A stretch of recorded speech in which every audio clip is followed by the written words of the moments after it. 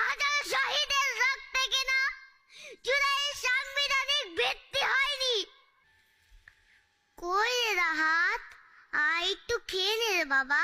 সেই ফজরের নামাজ পড়তে বসে আছিস তুই। বলি এত পড়ালেখা করে কি করবি? আমার রাহাত কি উত্তর দেয় জানেন? মা, আমি পৃথিবীর সবার থেকে বেশি পড়ালেখা করতে চাই। মানুষ যেন তোমাকে বলে রত্নগর্ভা নারী। দশম শ্রেণীতে পড়া ছেলের মুখে এমন কথা শুনতে আমার বেশ ভালোই লাগে।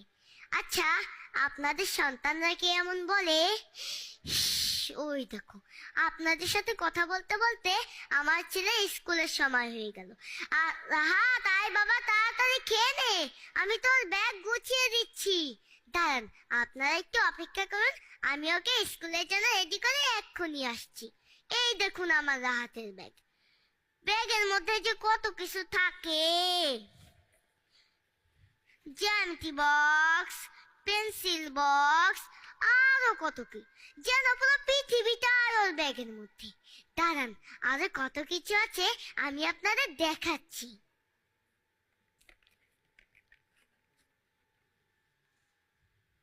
এটা আমার ছেলে রাহাতের স্কুল ড্রেস।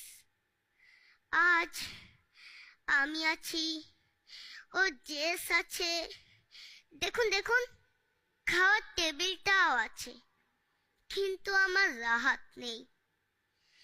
তাকে বলেছিলাম যাস না রে বাপ, ওই আন্দোলনে গুলি চলবে। ছেলে বলল, মা, মেধা আমাদের অধিকার, আমরা কোটাকে বিলুপ্ত করবই মা, তুমি ভয় পেও না।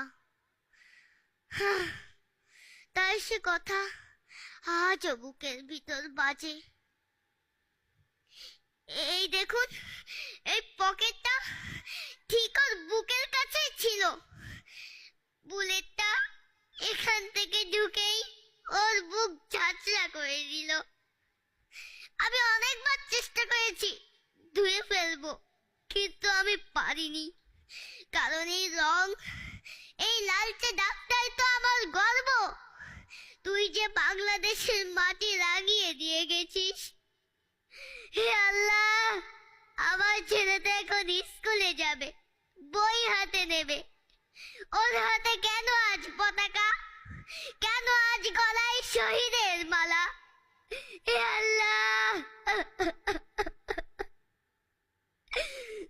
এত রক্ত